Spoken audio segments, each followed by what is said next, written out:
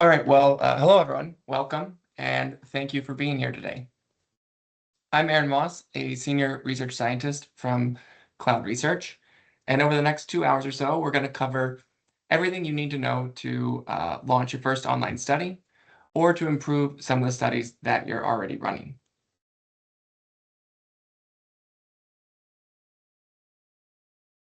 So at the start today, I want to mention that everything we will talk about is covered in this open access textbook that my colleagues and I have recently written. So the title of this book is Research in the Cloud, An Introduction to Modern Methods in Behavioral Science. And this is an open access textbook that we are publishing with Cambridge University Press. And because it's open access, it means that it's free for both teachers and students or anyone else who wants to use it. We expect this book to come out a little bit later this summer or sometime early in the fall. We're still working through the final steps of the production process with Cambridge. But in the meantime, we have a full preview version of this book available on our website, along with all kinds of resources if you're interested in using this, either for individual study or within a classroom or a group that you work with. So towards the end, I'll drop a link to this textbook in the chat, but you can also find it if you just go to the CloudResearch website. And as a reminder, it digs into greater depth on all the different topics that we're going to discuss today. So here's a look at the agenda for the next few hours and how we'll spend our time together. First, we're going to talk a little bit about online research and how it's become the dominant method of collecting data, both in the social and behavioral sciences. Then we'll walk through understanding some of the most commonly used platforms for where researchers recruit participants to get this data. And during this phase of the workshop, you'll see that where you collect data matters a lot more than people often realize. It shapes a lot of decisions about what kind of study you can conduct and how successful you'll be in recruiting different groups of participants. During the heart of today's workshop, we're going to talk about data quality. And data quality is the #1 challenge in online research. So we're going to spend a lot of time discussing data quality, some of the threats to online studies, and some practical solutions that you can implement in your research. Because if you get this step wrong, it can not only lead to incorrect conclusions, but it can invalidate your entire study, meaning that your time and your resources are wasted. After we talk about data quality, we'll take a short break. And then when we come back, I'll go through a live demo of how to set up a study on CloudResearch Connect. And I'll spend the time to go through this demo so you can see exactly how the process works. Then we have a nice chunk of time set aside for a question and answer session, where I'll be happy to answer questions that you have about any of the concepts that we've talked about throughout the workshop and how they apply specifically to the research you conduct. So by the end of today's workshop, I hope everyone is able to do 5 different things. First, I want everyone to understand the ecosystem for recruiting research participants online. So the goal is for people to understand where online participants come from and why the decision of where you recruit participants really matters for your research. Second, I want everyone to be able to identify some of the different threats to data quality. So we'll talk a little bit about human fraud and click farms, and I'll tease a little bit of information about some of the newest threats that everyone is worried about with AI agents, but also just mention that next week at the same time, we have a data quality masterclass workshop. And so if you're interested in really diving into the details of AI agents and how we protect against them, I'd encourage you to sign up for that workshop. Right, the third thing is after we talk about where to find participants online and how to identify some of the main threats to data quality, I'll give you some suggestions or recommendations for some basic data quality solutions that you can implement in your online studies. These come from research conducted by our team at CloudResearch, and there are a number of solutions that we know for identifying people who are not paying attention or people who might be committing fraud. The fourth thing is I want everyone to be comfortable navigating CloudResearch's Connect participant recruitment platform. And so we'll do a full walkthrough looking at how to set up a basic study, as well how to use some of the more advanced features like our wave system for longitudinal or daily diary studies, and how to do some demographic targeting. And then finally, one objective that kind of unites a lot of what we do at CloudResearch and our publishing with things like our book, our scientific papers, and in workshops like this, is we want to give researchers information so that they can make informed decisions about how to conduct their online research. That includes which platforms to use to recruit participants and the best way to go about setting up and managing different projects. And the goal of sharing this information is to allow researchers to be successful with whatever kind of study that it is you're looking to conduct. All right, so let's go ahead and get into the main kind of sections of the workshop today. And let's start off by talking a little bit about how online research has really changed social and behavioral sciences. So I give lots of different research talks and workshops and different things as a part of my role here at CloudResearch. And I like to begin many of these talks by asking a very simple question, which is how many surveys do you think were completed online last year? So think all around the world, think about academia, market research, polling, every industry or area of research that you know that relies on online participants. You can just drop a number in the chat or mentally come up with a number in your mind. I'll give you 15 seconds, 20 seconds to think about it. But how many surveys do you think were completed online last year?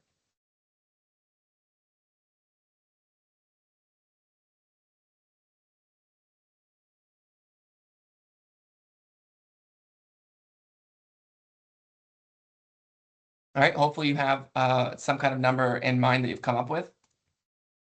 The answer, according to industry experts, is in the ballpark of 5 billion. So 5 billion is, of course, a staggeringly large number. This is a lot of information about human beings to be collecting online. But what I often think is most impressive about this number is not just that 5 billion is a lot of surveys to complete. It's that 15 years ago, this number was close to zero. And that's because a lot of the online tools that social and behavioral researchers rely on today were just beginning to emerge 15 years ago. So in 15 years or so, we've seen this incredible transformation in how we collect data about human beings. We've gone from offline sources like mail surveys, the phone, and in-person data collection to the vast majority of studies now being conducted online.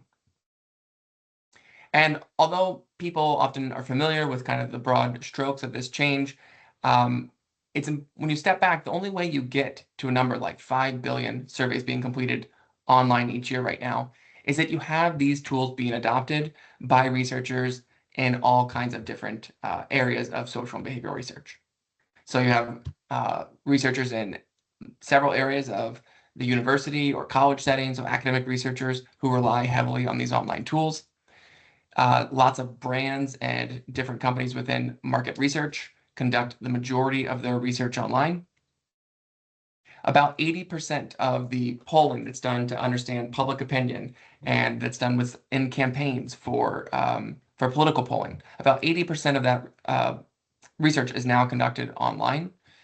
And we're even seeing online tools being adopted in areas that we traditionally think of as being a little bit higher risk, areas like health research, or in lots of areas where companies are looking to develop products.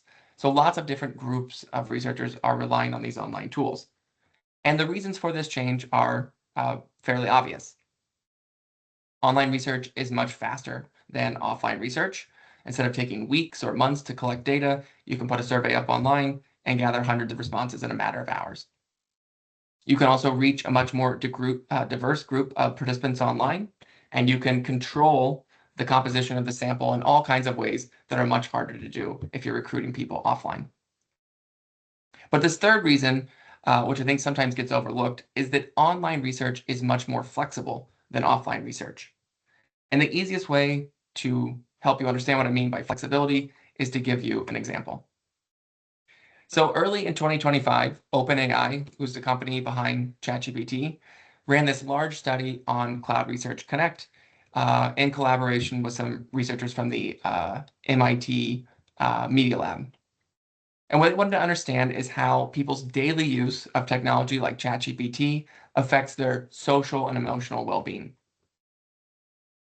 So what these researchers did is they recruited over 1,000 participants on our Cloud Research Connect platform.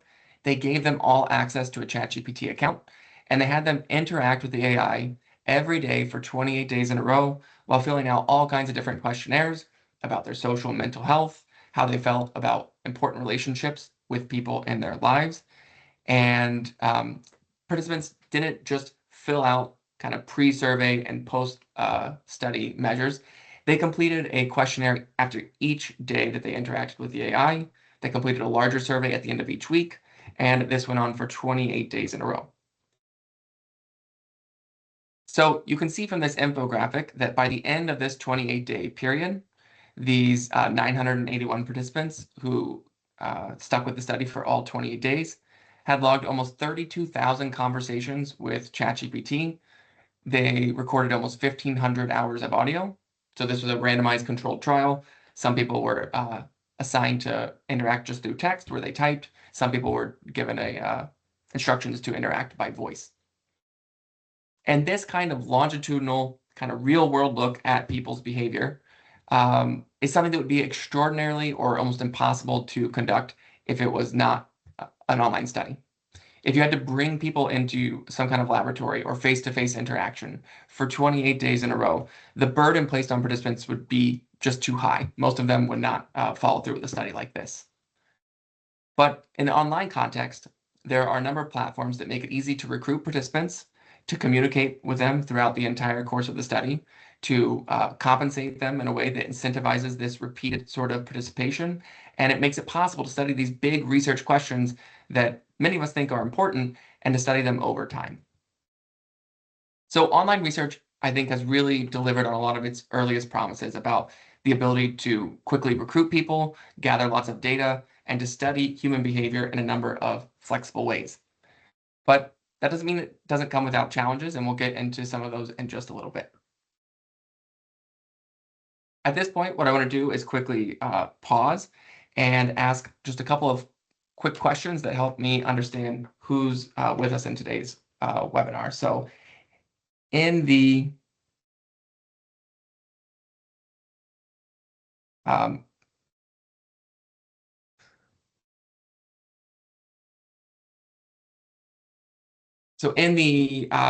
chat section of the workshop, if you look along the main header at the top, you should see a number of icons. If you open up the chat,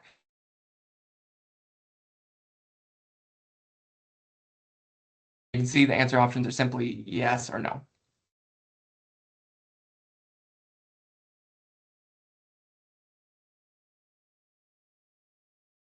Give just a second for everyone to be able to submit an answer.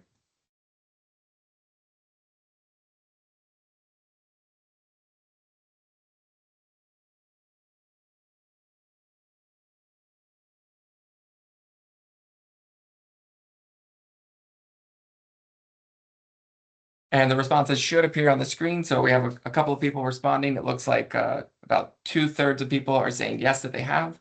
And a third of people are saying no, they have not collected online data before.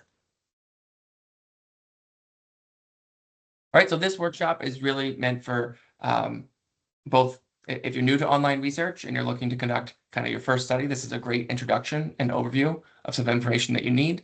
If you collected online data before, which is often true for people who join this workshop, this is information that can help kind of deepen your knowledge and make sure that the next study you launch is more likely to be successful. All right, so the second question I'm now going to launch, which is, have you ever taken part in online studies as a research participant?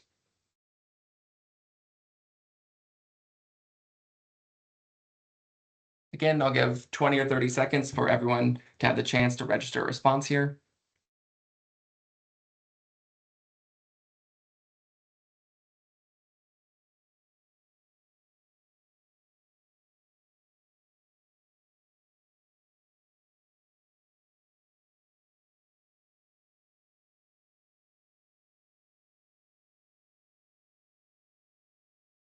All right, so very similar breakdown to the last time. Looks like about 2 people are saying yes, they have participated in online studies as a participant before. 1 person is saying no. And this is something that's often very important. If you have not participated in research as a participant, it's very easy to sign up as a participant and to take part in a couple of studies. It's actually one of the first things that we recommend researchers do before using some of these online platforms. There are a number of really beneficial things that you can learn just seeing how these platforms operate, how participants find studies, and what the experience of completing a couple of different surveys is like. You can see how researchers set up studies, what makes for a good participant experience, and what kinds of things might be frustrating. So completing a few online studies, if you have never done so before, is a very valuable experience as you get started with online research. All right, and then I'll launch the last question here. This is a little bit different. It's not a multiple choice question. This is one where you can type a response. What is your biggest concern or question about online research?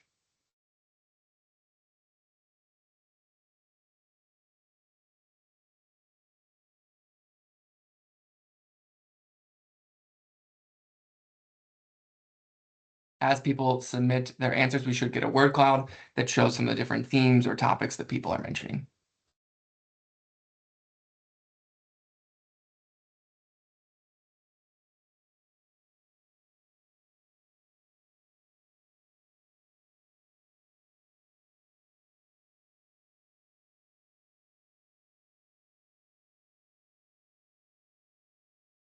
All right, so one topic that always comes up uh, repeatedly, kind of in whatever setting that we're talking about, is data quality. Looks like user validity is something that I would put in that same sort of category. How do we know that these people are who they say they are, or that they are giving honest responses? And then there's a mention of representativeness, which we can get into in a little bit when we talk about demographic targeting on Connect or during the question and answer session. But how do we make sure these people represent the groups that we're interested in studying?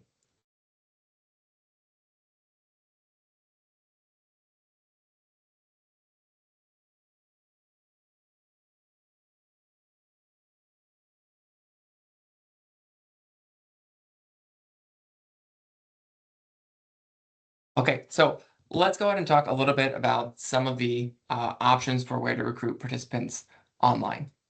There are, of course, lots of places you can find people online. There are volunteer websites. There are professional groups where you can post studies. But we're going to focus on 2 of the most commonly used types of paid recruitment participant sources, which are market research panels and what we call researcher-centric platforms. And we're going to focus on these again because this is where the bulk of research that's conducted online is being done, and they're often the fastest and kind of most practical ways to collect data. All right, so there are, as I just said, 2 main types of research platforms, what we call market research panels and researcher-centric platforms. And one thing to know about these sources of research participants are that they are fundamentally different ecosystems. They operate very differently. The participants that you can reach in these panels are very different, and your experience using these platforms as a researcher will be very different. And understanding the differences between these platforms is important because it affects about everything about your study. It's going to affect the baseline level of data quality. It's going to affect how much your study might cost, what populations or groups of participants you'll be able to recruit, and even what kinds of studies are the best fit for that platform or what kinds of studies you can conduct. So let's start with market research panels. If you're familiar with some of these online panels, companies that you may have heard of or companies that offer access to these panels include groups like Cint, Dynata, Protege, but there are really hundreds of different sources you can turn to recruit from these market research panels. And often these market research panels are not a single source of participants. What a lot of these companies do is aggregate participants from across the internet into these massive pools or marketplaces that are useful for research. And so often these market research panels have access to tens of millions of participants from around the world. And when I mentioned earlier that there's about 5 billion surveys per year that are being conducted online or completed online, the vast majority of those surveys are being facilitated by these market research panels. So when a company wants to know what consumers think about a new product, or when some kind of political organization wants to conduct a poll of likely voters, they often turn to these market research panels as a way to get participants. And it's worth understanding how data collection often operates with these market research panels. There are a few companies that offer a kind of do-it-yourself model where researchers can use a simplified sort of user interface, set up studies and launch them on their own. But much more often, how researchers interact with these panels is that they work with a company who will recruit participants on their behalf. And so what that means is the company often determines how much participants are going to be compensated for the study. The company sets up and manages the project, as well as has a role in managing the data quality. And then the company will often just let the researcher know when the project is completed. And there's this kind of back and forth to make sure that the project targets the right group of participants and to go through some steps to manage data quality. All right, there are some real strengths to this market research model. Because these platforms are very big and they're aggregated, they have aggregated millions of participants together, it often makes it possible to recruit really large samples of participants. So you might be able to recruit 10,000 or more participants at a single time. One study that I'm aware of from the early days of the COVID-19 pandemic recruited about 200,000 participants over about a 2-week period and interviewed where people were wearing masks around the country. So it's, of course, a very, very large study to recruit that many people. And it's only the kind of project that you would be able to facilitate through a really big platform like these market research panels.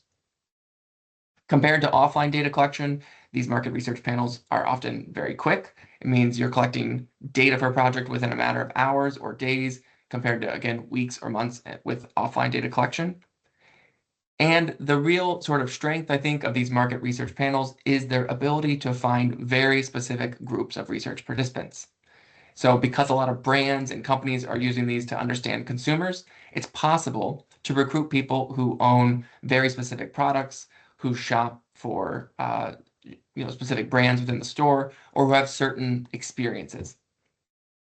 You can also find people who live in specific zip codes, people who have specific medical conditions, and you can often sample internationally in more than 150 countries around the world. Because these sources of participants are very big, again, aggregating together hundreds of different individual platforms, at sort of a baseline level, they also tend to be more representative of the overall population, especially if we're looking within a country like the United States. So we have a paper that we published from several years ago comparing some other sources of online participants with a sample of participants from these market research panels and looking at how both of these different sources match the overall representativeness of the US population. So there's a question someone mentioned, at least in that word cloud, they had a concern about the representativeness of these samples. So I'd be happy to share that paper with you after today's workshop. But we looked at all kinds of demographic variables, things like age, race, ethnicity, religion, family composition, political values, and all kinds of things that would be correlated with those variables, and found that participants from these market research panels often look much more like the overall US population than some of the other sources where you might recruit people online. Right, so these market research panels have a lot of strengths, lots of participants, relatively fast data collection, and the ability to target very specific groups of participants. One of their main limitations, however, is data quality. That at a baseline level, if you do nothing to measure or intervene and improve data quality, about 30 to 40% of the participants recruited from these market research panels provide what we would call junk data. Right, and that means that people are going to fail very simple measures of attention. That participants from these sources have been found often to be lying about who they are or the products and brands and experiences that they have past experiences with. And we can talk a little bit more about fraud here in just a minute and how we know that where this 30 to 40% number comes from. But there's a big overall problem with data quality in these market research panels. Another limitation is a direct result of this aggregation and how these platforms are built. Because participants are being pulled from hundreds of different sites and these platforms are often aggregated, it makes it a lot harder to standardize how participants are recruited and to implement data quality controls. There's often also a lot of turnover in who's completing studies in this ecosystem. And because researchers aren't directly in control of setting up and managing projects, it makes it much harder to conduct studies that require a lot of engagement from participants. So if you're looking to conduct a longitudinal study or looking for people to participate in a study that lasts longer than about 25 minutes, the inability to control how much people are going to get paid or to communicate with them directly what it is they need to do in your study makes those kinds of what we call high engagement studies much more difficult to conduct on these market research panels. All right, so now let's look at how these market research panels compare to what we call researcher-centric platforms. So there are a handful of these different researcher-centric platforms. The first one that many people became familiar with was Amazon's Mechanical Turk, but in recent years, there have been a number of others, including Connect from CloudResearch and some of its competitors.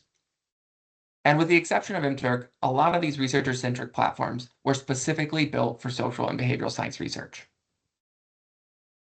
Just as the name suggests, these platforms are really built around researchers and putting them in control of how a study is conducted. So the experience of collecting data with these researcher-centric platforms is often very different from market research panels. Whereas researchers often ask a company to conduct the participant recruitment when using a market research panel, researcher-centric platforms allow researchers to set up and manage their own studies and their own data collection. So that means researchers make decisions about how much to pay participants, who it is that they're going to target, how to measure data quality, and how to decide who did a good job in this project and should be paid, and who did maybe didn't follow instructions or didn't provide quality data, and who should be rejected or not get paid. Overall, these platforms are a much smaller pool of participants than market research panels. So often we're talking in the ballpark of a couple of 100,000 participants taking studies per year. And the key difference between these two platforms is that with a much smaller group of participants, it makes it easier to vet and standardize these participants and ensure that they're providing high quality data. So whereas in these market research panels, we see there's a baseline number of about 30 to 40% of what we call junk data, that number is often below 5% on these researcher-centric platforms. So not only are these participants highly vetted and likely to provide quality data, but researchers have tools where they can be in direct communication with participants, where they can control how much people are going to get paid for doing different studies. And being in control of all these different features and having a group of participants who are highly engaged makes it possible to conduct studies like we talked about earlier, where OpenAI recruited people to complete a 28-day longitudinal project where they needed to come back every day and engage in a conversation with ChatGPT and then take a survey about it. It also makes it possible to conduct mock jury trials. We have a number of researchers who use our Connect platform to conduct these studies that last somewhere between 1 and 2 hours, where participants need to read through both sides of a case. They need to make sure that they're paying attention and providing quality responses. You can get that kind of engagement when researchers are in control of all these different components of a study. Now, one thing that we like to make sure we're very clear about in both our writing and presentations is that it's not the case that one of these platforms is necessarily better than another one. Both of these platforms have their trade-offs. And at CloudResearch, we actually offer access to both options. We have our Connect platform, which is a researcher-centric site where researchers can control and set up their own studies. And we also have access to these market research panels through a product that we call Prime Panels. And the decision about which platform to use or which one is better suited for your study often comes down to the goal of the project. So if you want to sample from from multiple international countries, let's say it's a cross-cultural project, and you have 5 or 6 different countries that you want to sample from, oftentimes a market research panel is going to offer better access to a group of countries that you can select, whereas researcher-centric platforms might have less diversity and less options for that kind of demographic targeting. If you want to conduct a really long or complicated project, a lot of these market research panels won't be able to provide participants who are going to return over and over again for a longitudinal study. All right, so to help kind of think through some of the trade-offs and which platform is best suited for different projects, I'm going to open up a few more of these polling questions just to give us an opportunity to talk about the strengths and weaknesses of these platforms and to make sure that people understand. All right, so again, in the chat, you should see these questions appear.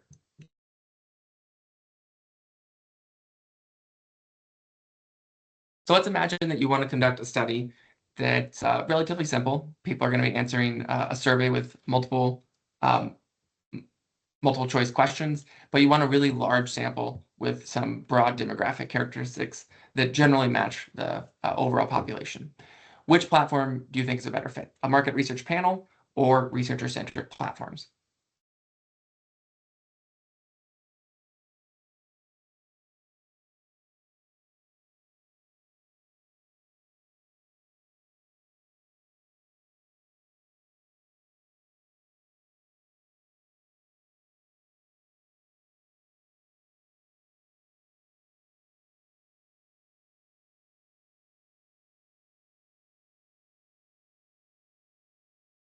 All right, so it looks like two people say market research panels.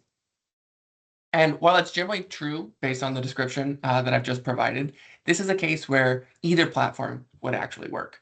And the reason why is that market research panels offer really high data quality. And there are a number of things that you can do to improve the representativeness of participants, like adding quotas that are based on the US Census or other characteristics that you might want to represent.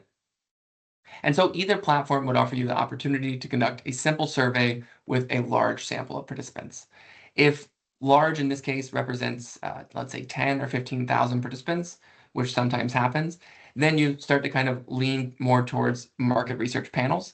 But it's perfectly reasonable and possible to recruit 5, 6, 7, 8,000 participants on a researcher-centric site, as well, as long as the study is kind of well set up and has an attractive amount of compensation.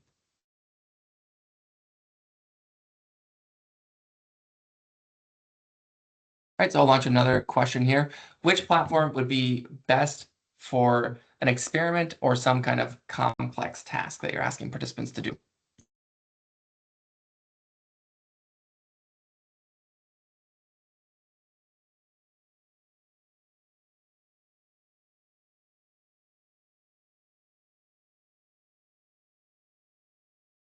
Right, so a couple of quick answers saying that researcher-centric platforms are the better option, and that is generally true.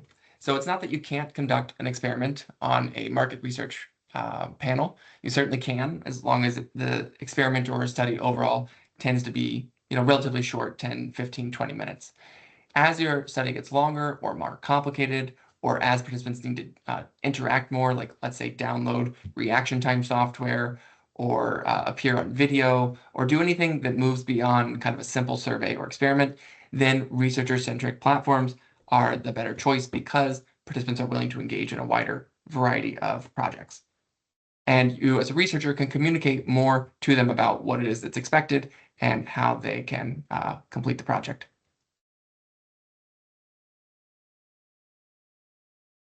So another question here, which platform is better suited for recruiting a specific niche sample of participants?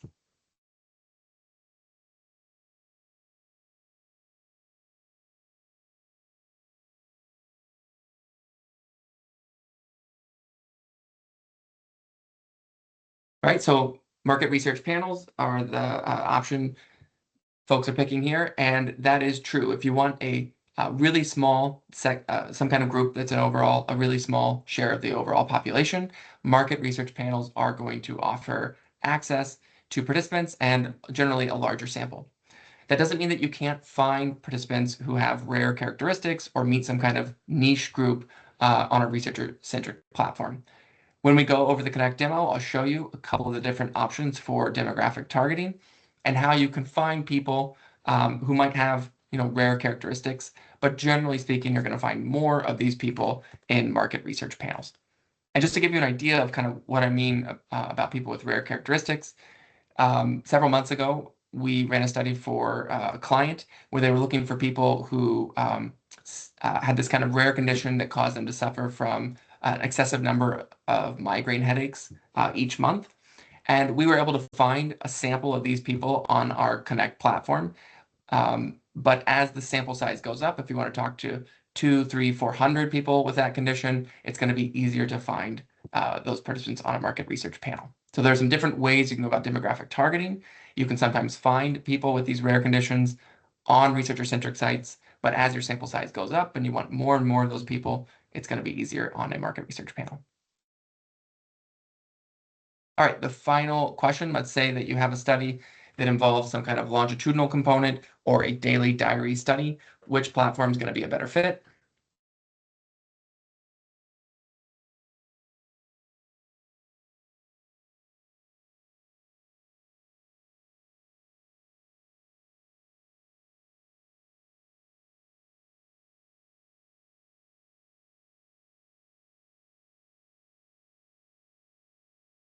Right, so the answer here is researcher-centric platforms.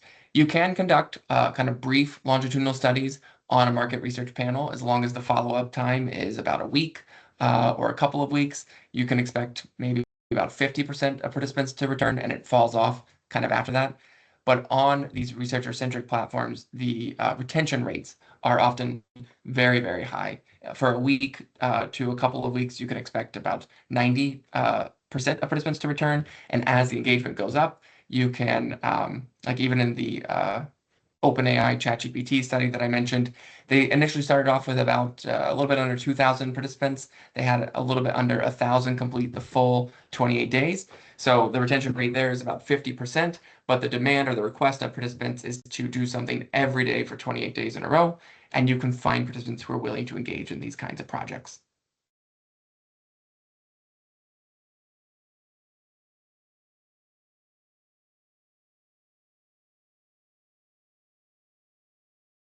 All right, and then just one final reminder here before we move on from this section. Of course, things like budget, time, and how easy it is to conduct your project matter, but it's important to remember that platform choice is often about which platform is fit for the goal of your project, not necessarily about a project being good or bad.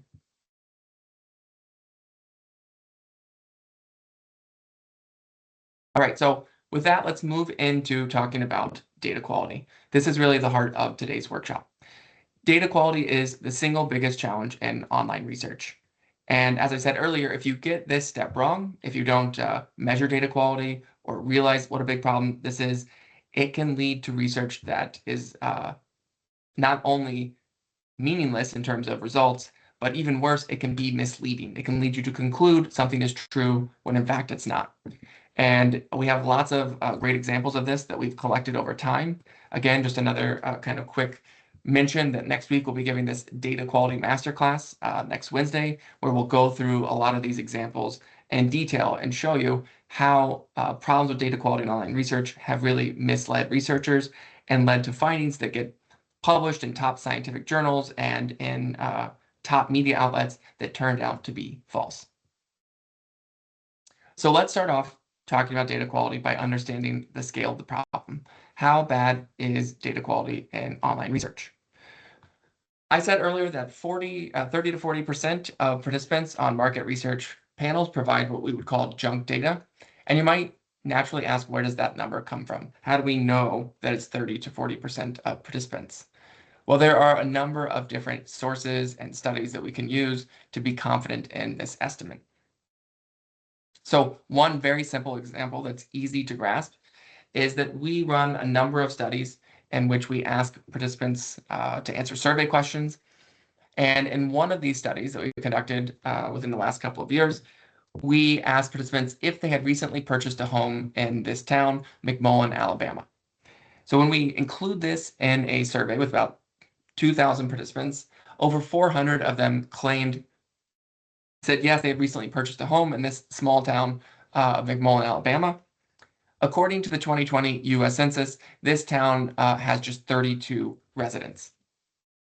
So the odds that anyone in an online survey has legitimately just purchased a home in this town are astronomically low, about zero, but yet we see about 30% of participants say yes to a question like this when we know the answer has to overwhelmingly be no. We ask a number of other kinds of questions like this where the probability is either actually zero or close to zero, and we see often that about 30 to 40% of participants, depending on which platform and when we sample, say yes to these kinds of questions. Right? The second source of data for how we know that about 30 to 40% of participants provide unusable data comes from Amazon's Mechanical Turk. So Mechanical Turk was the kind of original researcher-centric platform that a lot of people used to conduct online research, kind of single-handedly helped move academic researchers into the online space. And over time, data quality on Mechanical Turk really deteriorated. So from 2010 to about 2018, it was a pretty reliable source of data. Beginning in 2018, there were big problems with data quality. And over the next couple of years, Mechanical Turk did not do a whole lot to kind of intervene and vet participants and improve data quality. A couple of years after these data quality problems began, our company at CloudResearch started vetting participants on Mechanical Turk. We eventually published a paper in which we reported that that out of 165,000 participant accounts that we have vetted on the platform, about 65,000 of them provided unusable or junk data. So that's similar to these market research panels, right in the ballpark of about 40%. Right, and then the third example, to kind of illustrate the scope of this problem, how we can feel confident in this number of 30 to 40%, is that there are a number of studies conducted with market research panels that consistently show between 30 and 40% of participants provide this junk data. So one of the more compelling examples of this is a group of market research professionals. They kind of banded together, created this group to study the problem of data quality and to try to make clear or explicit what people had been talking about behind the scenes for several years, that there are big problems of data quality in these panels that everyone relies on. So they conducted this study where they recruited participants from 3 or 4 of kind of the main market research panels that a lot of people use. They masked the name of each platform, and they simply described what percentage of participants from each source provided quality data that they could keep, and what percentage did they have to exclude for different reasons, like fraud, being duplicate participants, or a number of other problems. And they found that across these 3 or 4 main sources of participants, somewhere between 30 and 40% had to consistently be excluded or dropped for problems of data quality. At CloudResearch, we have a data quality tool that's called Sentry. We screen participants before they get into studies from these market research panels. Each year, Sentry has hundreds of millions of participants who pass through it. And from this really large data set of hundreds of millions of people, we also consistently see between 30 and 40% of people who have to be excluded or terminated because of these different problems with data quality. So lots of different sources all kind of point to this same sort of baseline number if panels or companies are not really intervening to vet participants and control data quality. So this isn't one study. This is actually the baseline level of data quality. And if you run a study online using one of these market research panels and you don't implement a number of data quality measures, you can expect to see lots of problems like this with data quality. All right, so what causes these problems with data quality? There are a number of different sources that lead to this estimate of 30 to 40%. One of the main problems that we see across our research and work with these platforms is that there are a lot of participants who engage in what we call yay saying, which is saying yes to nearly everything within a survey. And there's actually structural kind of incentives built into a lot of how market research is conducted that sort of conditions or incentivizes participants to engage in this behavior. So at the start of a lot of market research surveys, there might be screening questions that participants have to answer in order to qualify for the project. These might ask people if they have shopped with different brands, if they own different products, or if they have different experiences that are relevant to the survey. More often than not, participants qualify by saying yes to these kinds of questions. And so a number of participants online have learned that there's an incentive to say yes. It means they qualify for more projects and they're more likely to get paid. And over time, saying yes to these kinds of questions becomes almost a habit, where we can ask people questions about things that we know are impossible or that we know are highly unlikely. And we see them saying yes, like asking, have you recently purchased a home in McMullen, Alabama? Or have you recently filed a homeowner's insurance claim due to a lightning strike on your house? We know these are extremely rare events, but we see lots of participants saying yes, especially when these are placed like screening questions at the start of a study.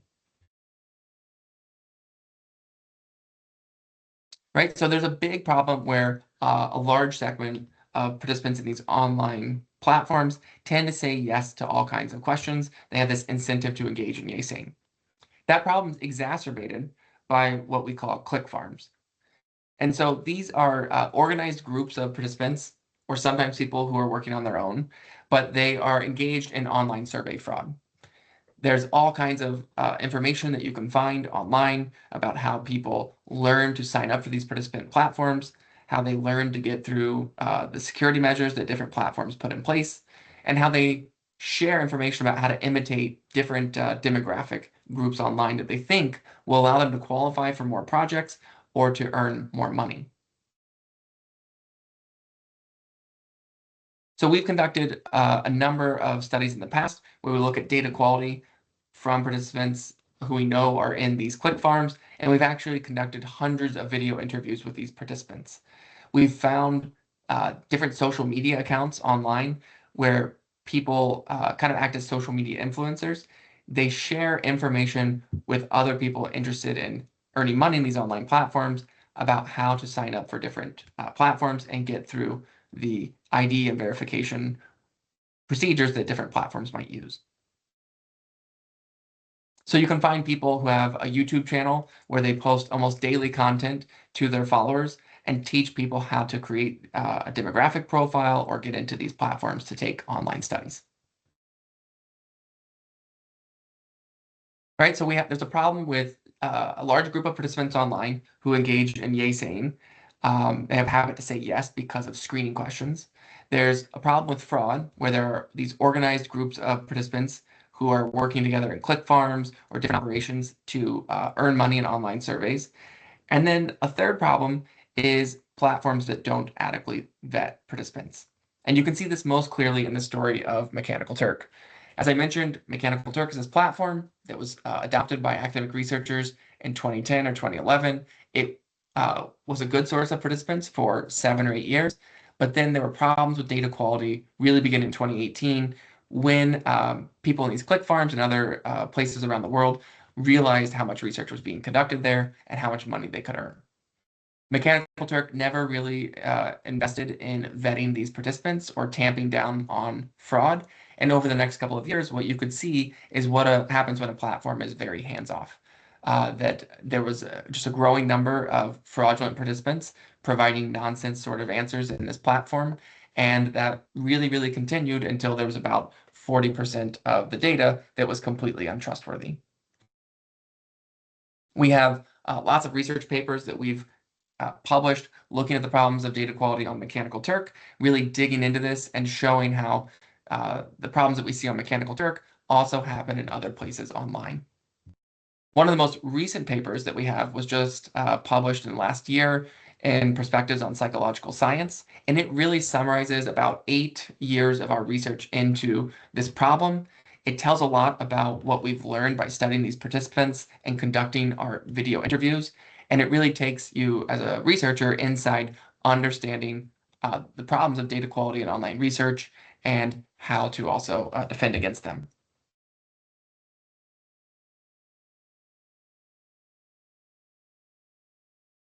All right, so with that, let's turn to what you can do as a researcher to protect your research from these different problems of yay-saying, click farms, and participants who are not paying attention online.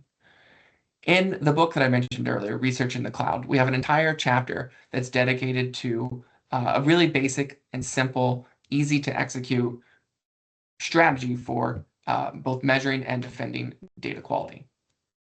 This is an easy and practical strategy that you can implement immediately in the next study that you conduct. So we know a lot of participants in online research engage in this yay-saying behavior. They say yes to questions about impossible or very rare events. So part of our strategy for identifying and removing these participants from your data set involves capitalizing on that behavior. You want to ask participants about things that are impossible or extremely rare. So we've already seen a few examples of this. We asked participants in some of our studies if they have recently purchased a home in McMullen, Alabama. In other cases, we've asked people if they have seen any live music shows at Shea Stadium in the last couple of years.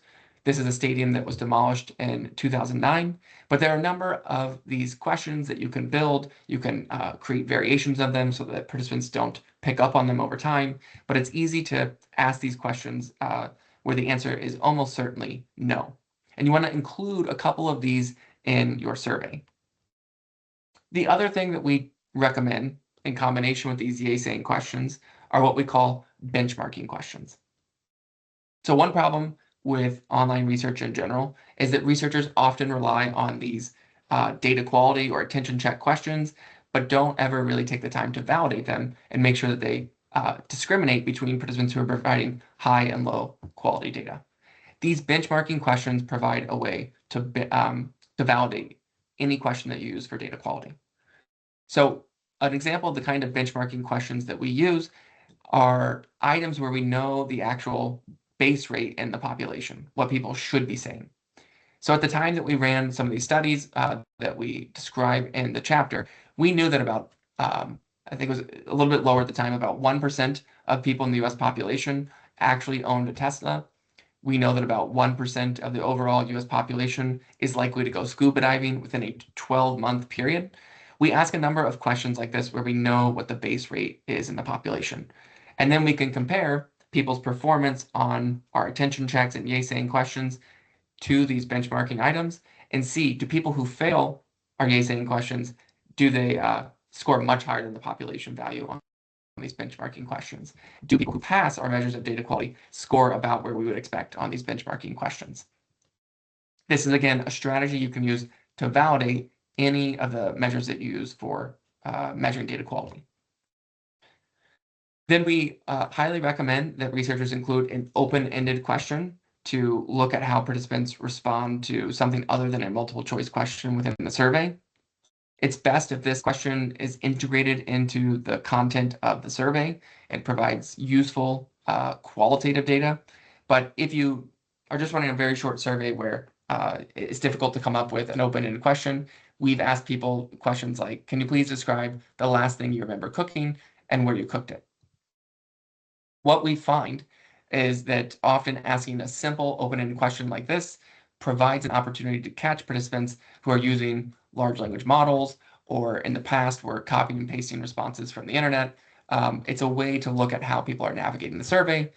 And as I will get into next week in our data quality masterclass, there's a lot more that we can do now to look at what's happening on the participant's device as they answer these and other kinds of questions. So it's useful to force people to at least stop, type an answer, and we can often see how they go about answering that question, which is a good indicator of whether they're engaged in fraud or honest responding. And the last thing we recommend, so you have these yay-saying questions that you use to measure data quality, identify people who are paying attention. You have these validation questions included, these benchmarking items where you can look to see, are people who are passing and failing your measures of data quality, giving wildly different answers from what you would expect. And you have this open-ended validation where you can ask people to explain. We recommend setting some kind of threshold. How are you going to decide whose data is good enough to keep and whose data should be removed from the study? And often this threshold should be guided by the type of project that you're looking to conduct and how important that data is. What are you going to use it for? So we show in our book, if you're conducting a descriptive research study, data quality is much more sensitive. A couple of really bad responses from participants can mislead how you describe or think about people's behavior. Whereas if you're conducting a correlational or experimental study, you can often tolerate a little bit more noise and you might set a more lenient threshold. We also walk through these examples of how setting different thresholds changes the kind of conclusions in the data in a study. So it's worth taking a look at that and really thinking about where you set this threshold. How do you decide whose data is good enough and whose data should be removed? So just to make that idea of benchmarking a little bit more clear here, you can see we have this example from a study that we conducted where the question that we asked people, the benchmarking item was, have you gone scuba diving within the last 12 months? We have participants from 3 different platforms here, and we categorize them as unreliable or reliable based on their responses to our attention check questions. I think we had 4 or 5 of them in this study, and anyone who failed 2 or more we marked as unreliable. We often recommend that 2 or more threshold because anyone can kind of make a mistake by clicking on the wrong button or inadvertently answering a question the wrong way. But if people do that more than once to these very simple questions where we know the answer is overwhelmingly no, then you have a pretty strong signal that there's a problem with attention or data quality. And what you can see is that when you look at the full sample here, how many people tell us across these platforms that they've gone scuba diving in the last 12 months, it's highly elevated from our expectation of 1%. When you break that down, though, and you look at these 2 different groups of participants differently, you can see that most of that is being driven by the people who are providing unreliable data. So they're failing our attention check questions, and they're also providing answers that are just wildly different from our expectation on these benchmarking items. You can see people who pass our measures of data quality, their answers are much more in line with the overall expectation of about 1%. So this is how using benchmarking questions can help validate any measure of data quality that you use in the study. Okay, so with that, we're going to take a short break here. So I think we're scheduled to come back at 1:35. It's going to be a little bit shorter than 10 minutes, so about a 7-minute break. You can step away, take care of anything that you need to.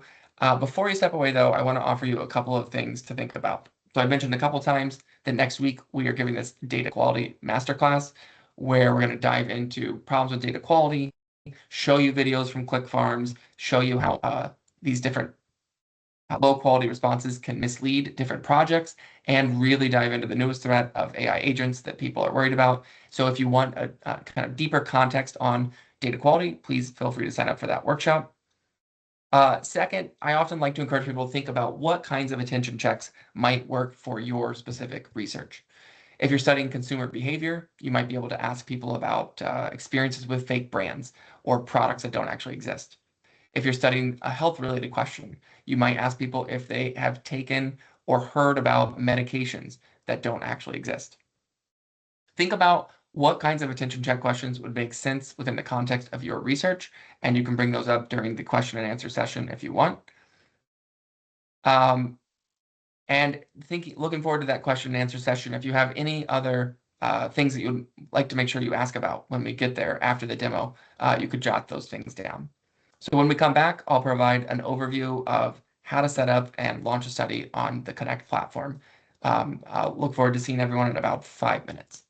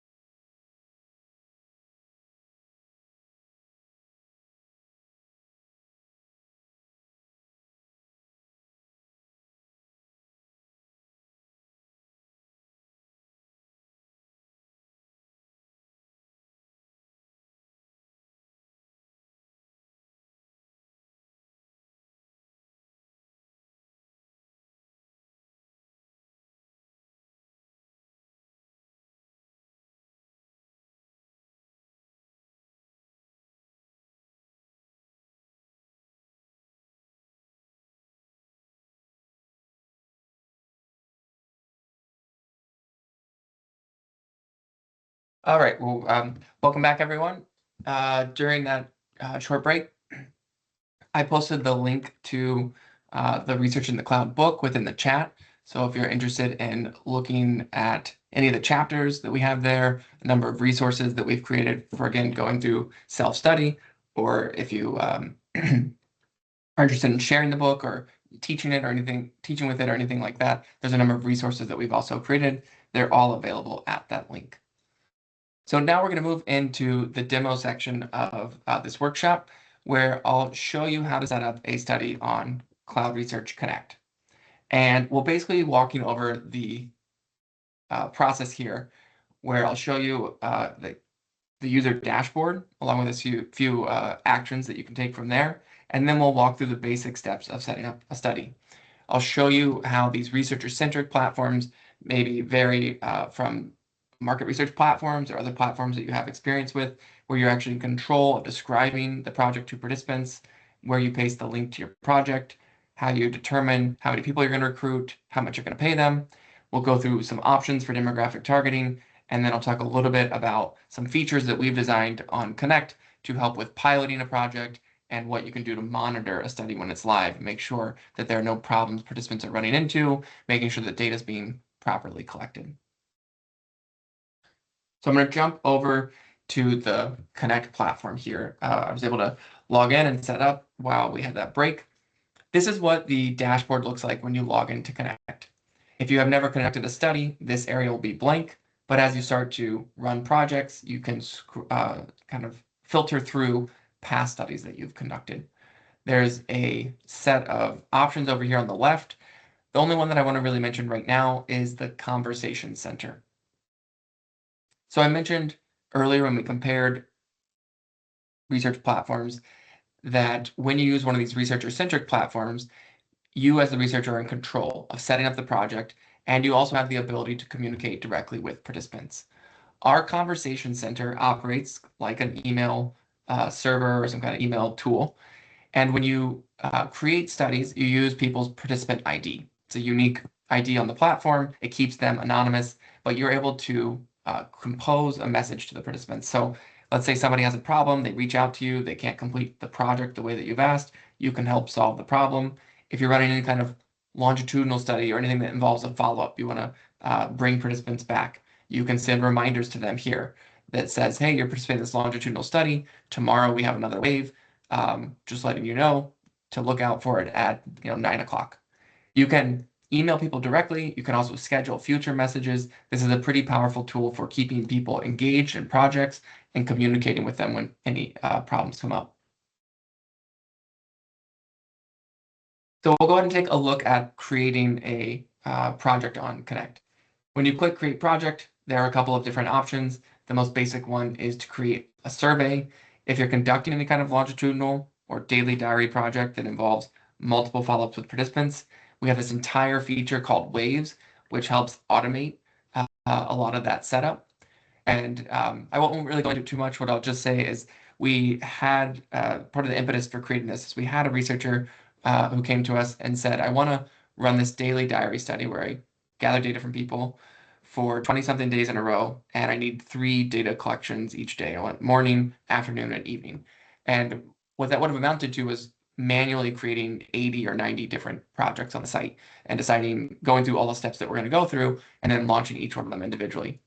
What Waves allows you to do is basically punch in some parameters, have all those studies replicated, then you can edit them and launch it out and schedule this time. It takes a lot of the manual effort out of setting up these kinds of projects. So we'll go with the simplified version. We'll just take a look at setting up a simple survey or project on Connect. So the first thing that you do as a researcher is provide some basic information about your study. You first give the study some kind of title, and this is a public-facing title. So this is something that participants are going to see as they're searching for projects on the site.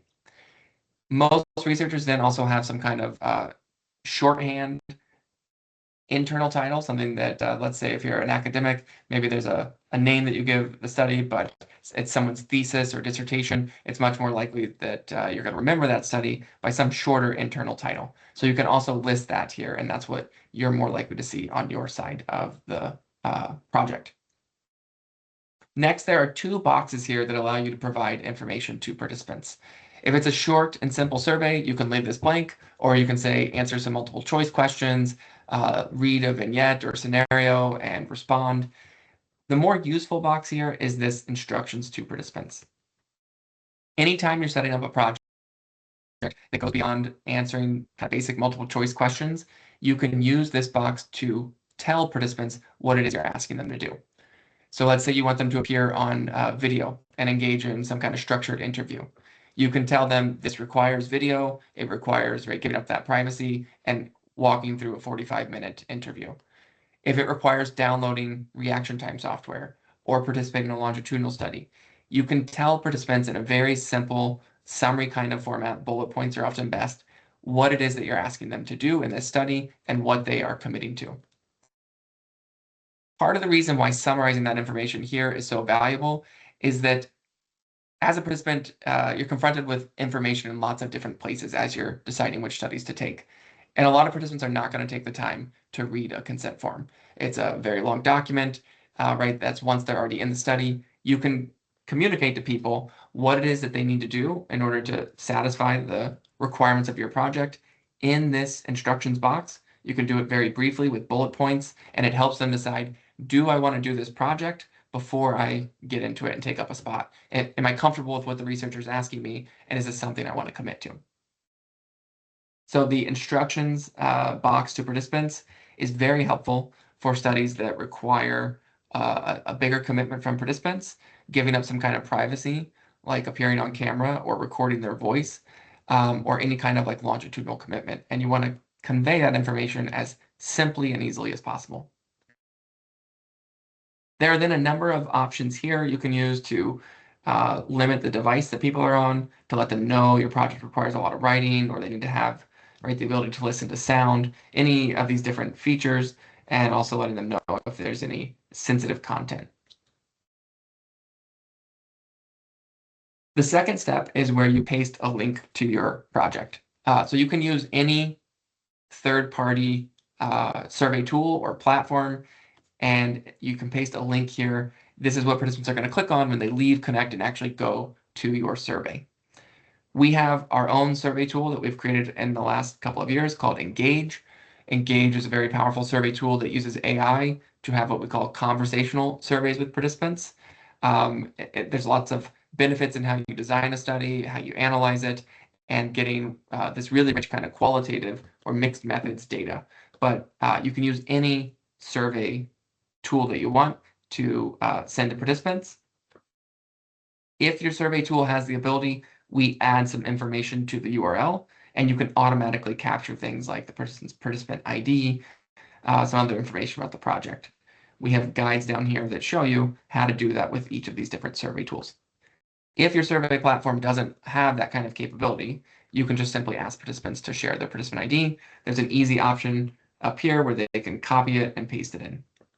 But it's really valuable to gather that because it links the participant from our site to the row of data in your data file. And that's really the only record connecting the two. And so if you want to follow up with that person, if you need to reject their data for some reason, that's the only way to link the two. And it's very valuable to collect. All right, so after you enter the basic information, letting people know the title, any requirements they need to meet, and you give them a link to your project, the next thing you're going to do is enter some details that are going to determine how much a project costs. So you enter how many projects it is, or how many participants it is that you want to recruit in your project. You then give them an estimate for how long you think this project is going to take them to complete. And then you decide how much you want to pay them. There's a recommended payment. You can see here this sliding scale on Connect. The minimum that you can offer participants is a pay rate of $7.50 per hour. I think that's like 13 or 14 cents per minute, something like that.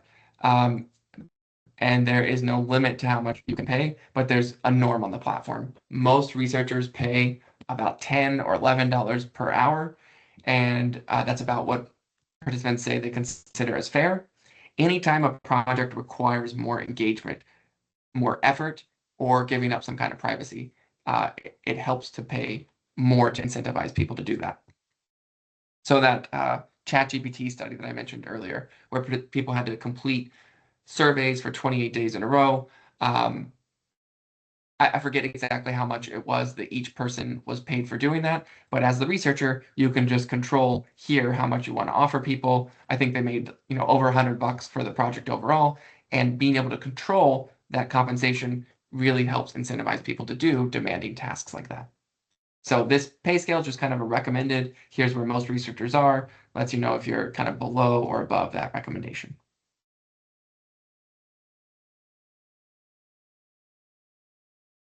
So after you enter how many participants it is that you're looking to recruit, how much you want to pay them, how long you think the study is going to take, then you're presented with all of these different options for demographic targeting.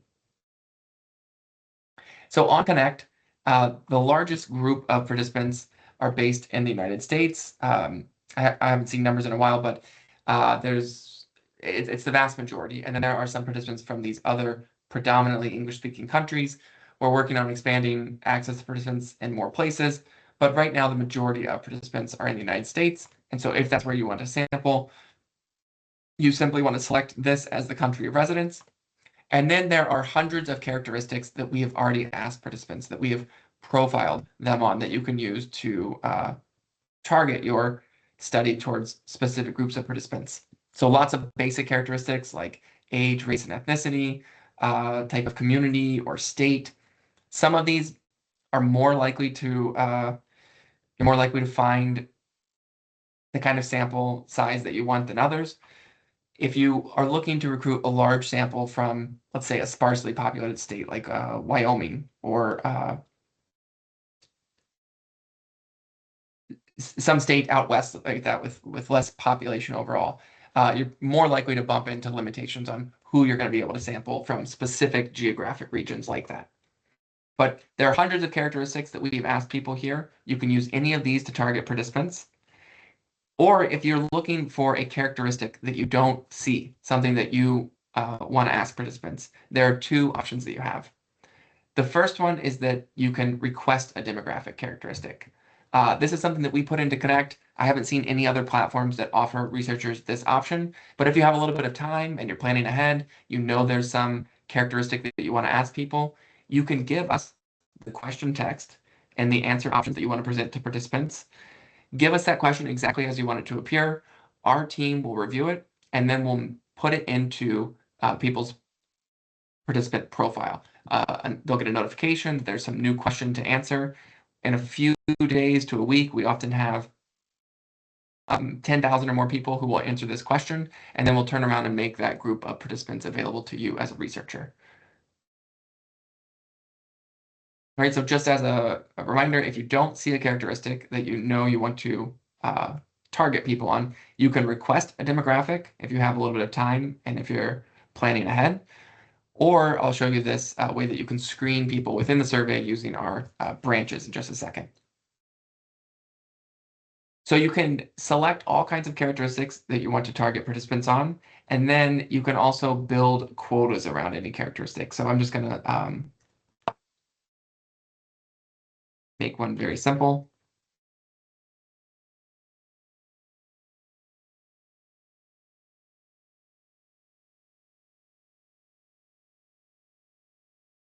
Say that we target participants between 18 and 75. The next step after adding these characteristics are that you have the opportunity to build quotas. So let's say that we want to evenly distribute our participants through different age groups. You can manually go through and build these different quotas and represent age or any other characteristic in the proportions that you want. A very simple example is, let's say you want to make sure 50% of the sample is men, 50% are women. You can build an easy quota to represent that. There's also an option here to apply a census match template, which matches your sample to the overall demographics of the US population for age, race, ethnicity, and participant gender. And then you can build in region and other things if you're interested in that. All right, so lots of options within Connect already for doing demographic targeting based on information that we've already gathered from participants. The last thing after you make your demographic targeting selections is you decide how people are going to show you they completed the research project. I think most people had said they had experience conducting online studies before when I asked at the start. So people are probably familiar with these options, but there are really two options that have been commonly used in online research. You can set up a redirect where anyone who hits the last page of your survey gets sent back to this URL. You can see it's connect.cloudresearch.com. So they come back into Connect, they get marked as complete, and then you have a chance to review their submission in your survey before approving or rejecting them. The other option that was kind of made popular through Mechanical Turk, a lot of people use there, was this completion code, where anyone who navigates to the last page of your survey, you can give them this code, and then they can enter that back into Connect once they're done. And all this does is signal that someone went all the way through your survey, they reached the end, and they're submitting their assignment for review. In addition to this baseline kind of standard way of showing that someone has completed the study, we also have this branching option. And branches are useful whenever you want to screen people out of your survey before they reach the end. In order to ensure a good participant experience on Connect, we have this requirement that people need to be paid for the time that they spend in your survey. So sometimes this is a demographic targeting concern. Sometimes people want to offer participants kind of this open-ended thing. Maybe they're studying effort and whether people are willing to persist in some kind of task. And so they have the opportunity to keep going longer in the task if they want. You might have different endpoints for where people are terminated out of your study. And if so, you can set up different branching points for where they in that project. The most common one is demographic targeting. If you want to ask some questions at the start of your study, kind of streamline, maybe you don't have the time to wait a couple of days for us to profile people, you can set up demographic targeting using your survey tool. You set up criteria where anyone who answers in a way that they're ineligible gets screened out of the project, and you might decide right to mark that as a partial completion, and maybe you offer people 5 or 10 cents for answering those couple of questions. You can then give them a message, thank you for your interest in our study, but this provides a way to screen participants for all kinds of characteristics that may not be in our platform, or to just provide the most up-to-date information. So a lot of times people might, let's say you're interested in people at work, and a participant might answer our screening questions saying that they have a certain work arrangement. Maybe they're in the office 5 days a week, or they're hybrid, or they're at home. Well, if they switch jobs, or their boss calls them back into the office 5 days a week, they're unlikely to think, oh yeah, I should probably go update my Connect participant profile. And so if you want kind of the most up-to-date and relevant information on a characteristic like that might change, you can also choose to screen participants, and you just offer them a small amount of compensation for answering your screening questions. You can set up there's some different options here to kind of limit however many people you might screen, but this is a way to provide people different endpoints in your study and to compensate them for the time that they spend. You again have the options to give these people either a redirect URL or a specific completion code. This just helps you track where they ended the study and how much they should be compensated.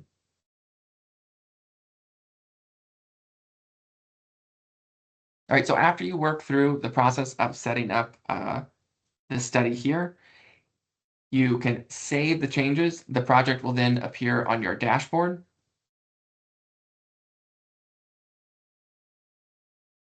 And when the appears on your dashboard, you, as long as you have money in your account to cover the cost of that project, there will be a launch option. And I mentioned I would cover a few of the things that we built into Connect. So we've made it very easy to conduct a pilot project to make sure everything is operating properly before you go to the full launch. I'll actually see.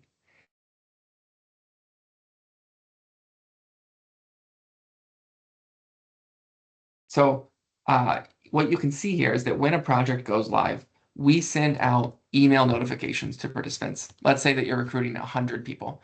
We might send notifications to 400 people because we know the typical response rate is 25 to 30%. We want your study to move along. And so email notifications go out to people and they start completing the project right away.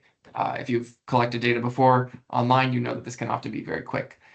In order to make sure there's not some kind of problem where everyone in your survey can't submit the project or there's something wrong and you're not getting the data that you want, we highly recommend that you conduct a pilot project. So when you go to launch, you can choose to pilot the project. You enter how many people it is that you want to collect data from in the pilot. Uh, when you launch the project, you get a notification when that pilot is complete. You can review the data and then simply click resume. It makes it very easy to just kind of catch any mistake or error that might happen in the coding or even sometimes in how participants understand questions. When participants are done with the project, they can provide a rating. Sometimes this can be a clue if there's a problem uh, that prevents them from doing whatever it is that you have asked the researcher. And there's also an option, I'm just scrolling through here to see, they can provide a report a technical issue. So let's say there is a programming problem where a set of questions doesn't appear or you ask them to do something, but it doesn't make sense. The participants can flag technical issues. So here, the person, great example, they tell the researcher that there's broken content. The website that they're sending them to is not available.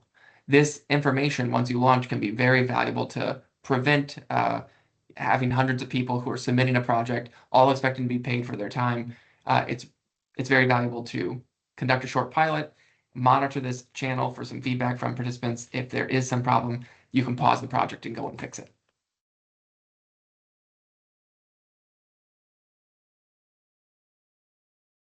And the final thing I want to show, I'll use an example of one of these live projects. So once participants start submitting their project for review, um, as a researcher, you can see some summary information here about how long it's taking people, get a good sense of whether your payment is aligned with kind of the norms and how long it's actually taking people. But then when you scroll down here, this is the place where you would manage participants. So all these people have submitted their study for approval. We give you 14 days by default to make decisions about approval or rejection. And when you start to actually make these decisions, you would look at your data file, look at whatever measures of data quality that you have, make decisions about who did a good job, who met your criteria, and who it is that, if anyone, you don't think adhered to what you asked and that you want to reject. And then you can make these decisions about approval and rejection by using the options here to approve participants or reject.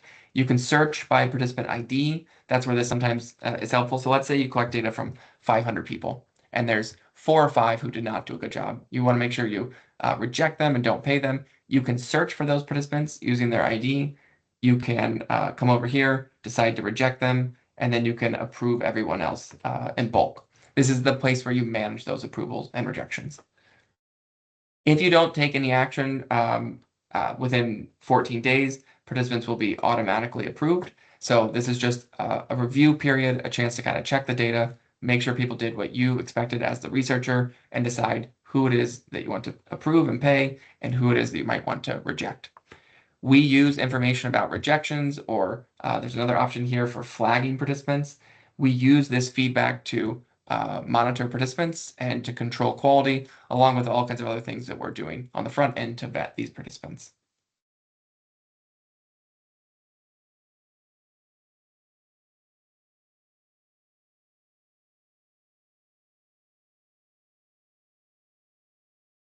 All right, so that's an overview of Connect.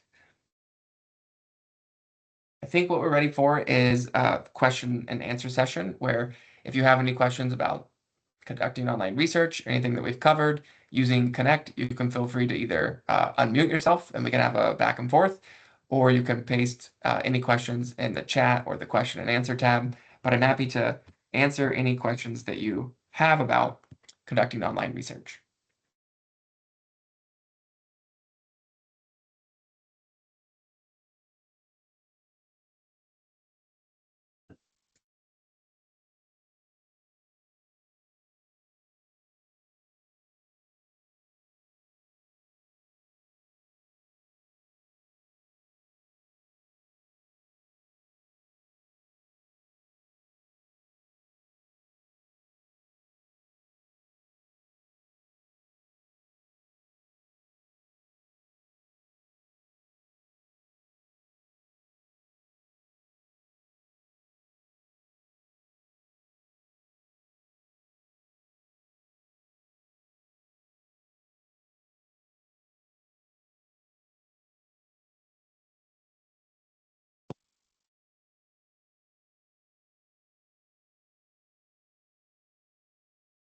All right, I don't see any questions in the chat or the question and answer tab.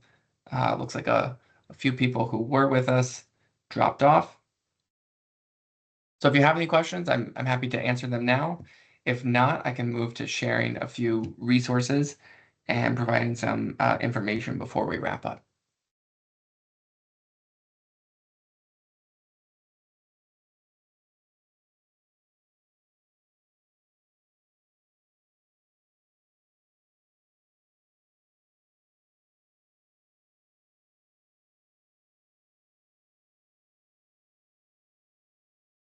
All right, so if you're looking to conduct an online study, some of your next steps that I would recommend are you can create a Connect Researcher account at connect.cloudresearch.com.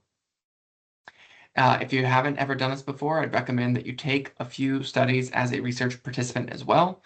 As I said earlier, this gives you a chance to learn what good and bad studies look like from the participant's perspective. They also allow you to understand what your participants are going to experience as they look for and enter studies that you conduct on Connect. And then you can use some of the recommendations from this workshop for drafting your survey, including our recommendations about data quality. So we'd recommend that you include some measures of attention, some measures of data quality, that you include some benchmarking items that you can use to make sure participants, those items are working properly, and you can move forward with conducting your first study and having a way to assess quality of research participants. As you get started exploring online research or conducting some of your first studies, we have a number of resources that we've created to help you. So as I mentioned, our book, Research in the Cloud, has a complete guide to conducting online research in part 2, where we walk through a lot of the things that we've talked about here in more detail, including where to find participants online, data quality, and some things that we haven't talked about, like how to best program a survey or set up and launch a study. Even things like IRB approval are covered in this guide. You can always reach out to the Cloud Research support team. We provide demos, so we're happy to go through, connect again, show you how to set up studies, to talk about strategy for a study you have that you might want to run. Oftentimes, people will reach out to us because they want to run a longitudinal study, and they want to talk through what kind of compensation would motivate participants, how to best set up and communicate with participants over the course of that study. We have experience conducting some of the most complex and intense longitudinal studies ever conducted online. And so we'd be more than happy to share advice or tips about compensation strategies and how to keep people involved over the course of the study.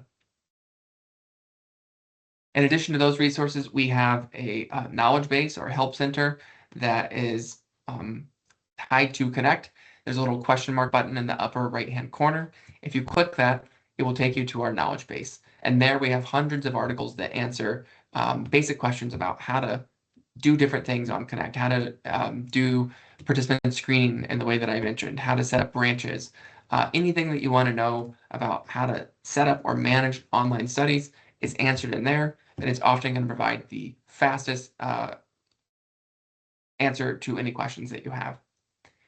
And then finally, I'll just mention that our research team at Cloud Research publishes a number of blogs and scientific research papers where we talk about things like data quality, where we talk about best practices for longitudinal studies, and share all kinds of different information for whatever kind of online study it is that you're looking to conduct. And that can be a useful resource as you look to set up and launch different online projects.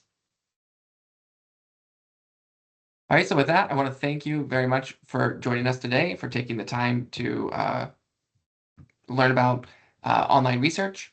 And after this webinar is over, we'll follow up with a recording of this video and some links to some of the other resources that we've talked about.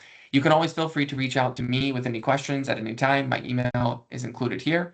And thank you very much for joining us today.